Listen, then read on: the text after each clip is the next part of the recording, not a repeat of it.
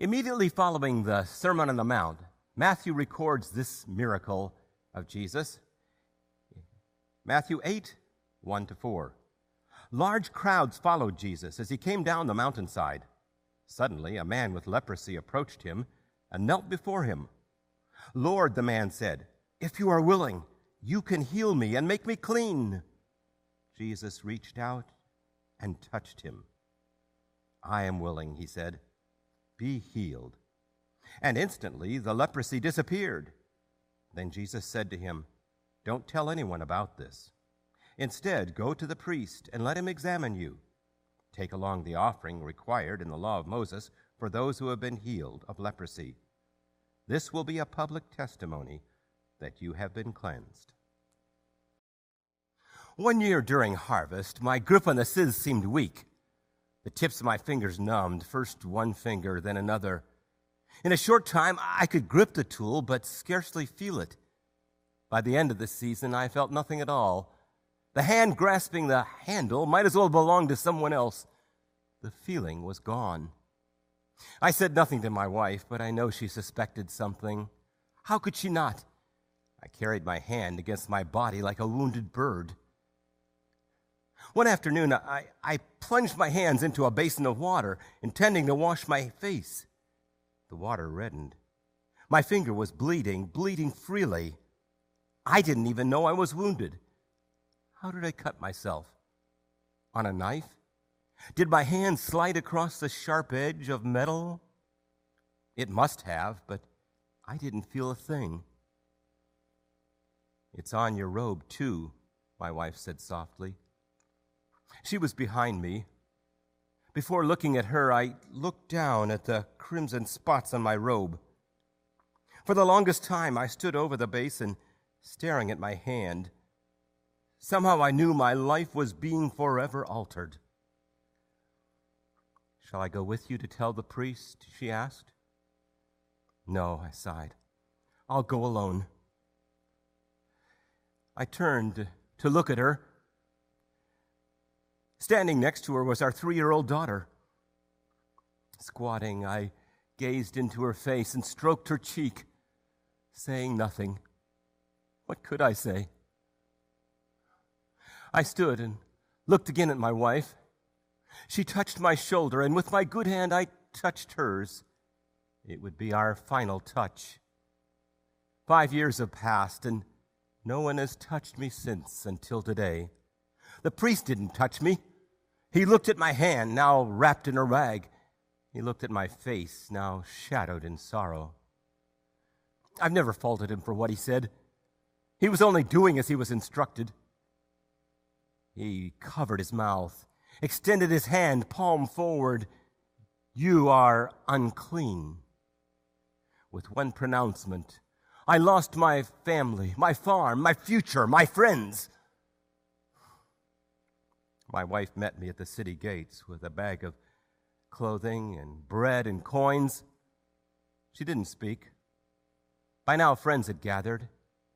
What I saw in their eyes was a precursor to what I've seen in every eye since: fearful pity. As I stepped forward, they stepped back. Their horror of my disease was greater than their concern for my heart. So they and everyone else I've seen since stepped back.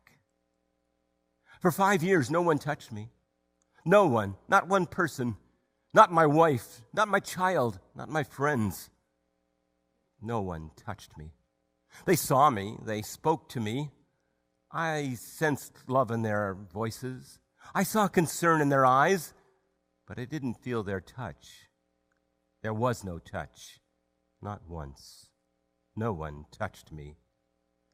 What's common to you, I coveted. Handshakes, warm embraces, a tap on the shoulder to get my attention, a kiss on the lips to steal a heart.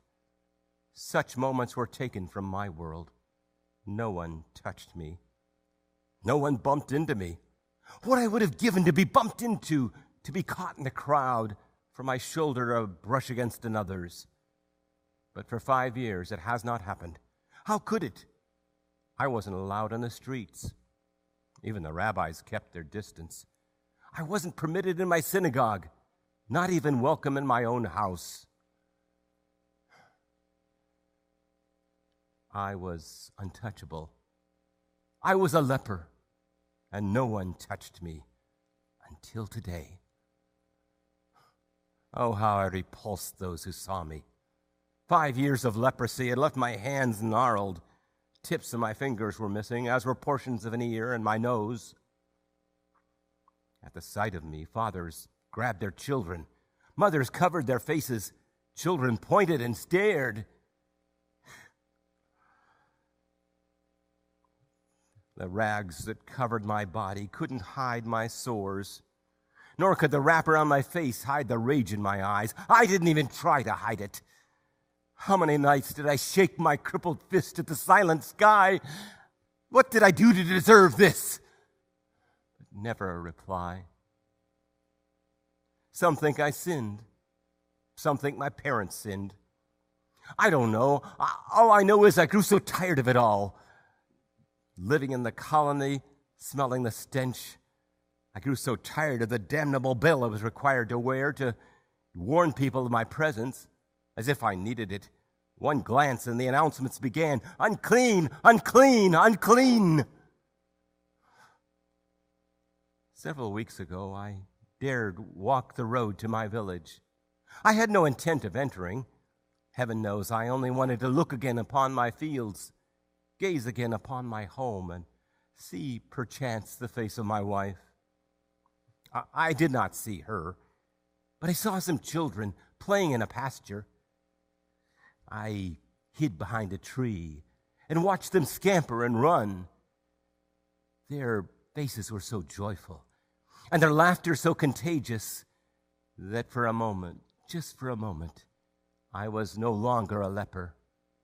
I was a farmer. I was a father. I was a man. Infused with their happiness, I stepped out from behind the tree, straightened my back, breathed deeply, and they saw me. And they screamed, and they scattered. One lingered, though, behind the others. One paused and looked in my direction. I don't know, and I can't say for sure, but I really think she was my daughter. And I don't know, I really can't say for sure, but I think she was looking for her father. That look is what made me take the step I took today. Of course it was reckless. Of course it was risky, but what did I have to lose? He calls himself God's son. Either he will hear my complaint and kill me, or accept my demands and heal me. Those were my thoughts. I came to him as a desperate man, moved not by faith, but by a desperate anger. God had wrought this calamity on my body, and he would either fix it or end it. But then I saw him. And when I saw him, I was changed. You must remember, I'm a farmer, not a poet. I can't find the words to describe what I saw. All I can say is that the Judean mornings are sometimes so fresh, and the sunrises so glorious, that to look at them is to forget the heat of the day before and the hurt of times past. When I looked at his face, I saw a Judean morning. Before he spoke, I knew he cared. Somehow I knew he hated this disease as much as, no, more than I hate it. From behind a rock, I watched him descend a hill. Throngs followed him.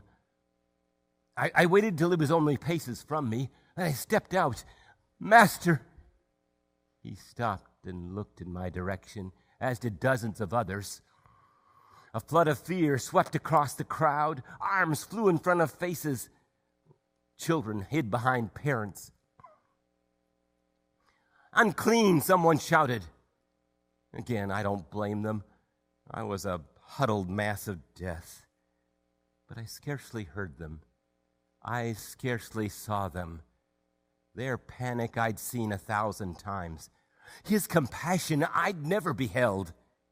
Everyone else stepped back. He stepped toward me, toward me. 5 years ago, my wife had stepped toward me. She was the last to do so until today. I did not move.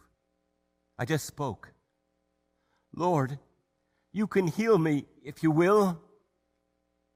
If he had healed me with a word, I would have been thrilled. If he had cured me with a prayer, I would have rejoiced. But he wasn't satisfied with speaking to me. He drew near me. He touched me.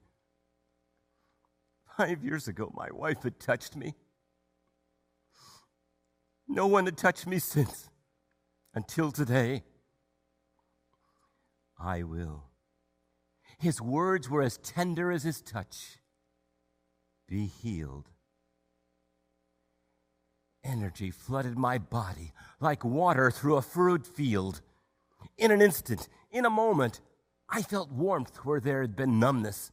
I felt strength where there had been atrophy. My back straightened, my head lifted. Where I had been eye level with his belt, I stood eye level with his face, his smiling face.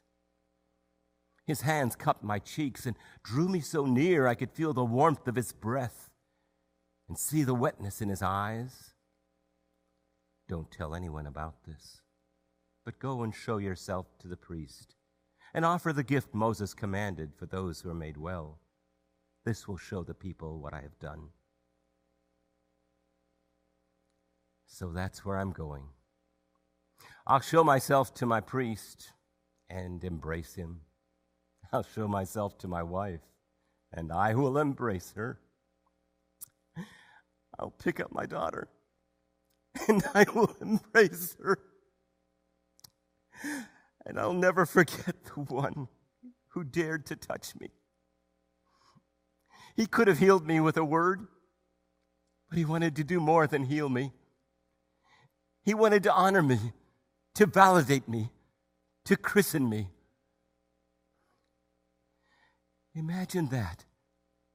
Unworthy of the touch of a man, but worthy of the touch of God.